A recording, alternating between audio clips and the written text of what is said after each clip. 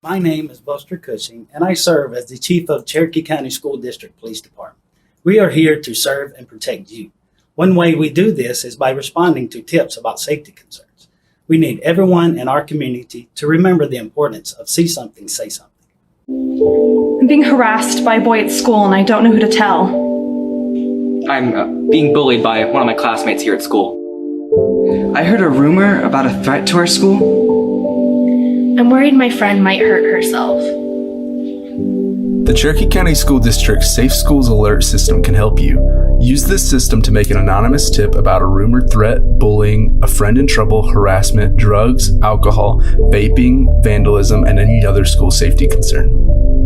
You can make your tip by text, email, phone call, or by online message through our website. Your message will go to school police and school operations leaders.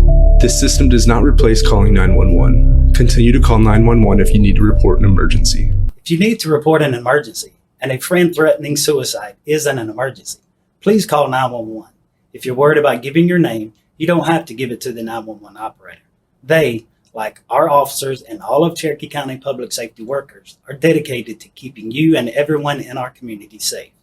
Thank you for watching this video, and please share it with your family and friends. Save Cherokee!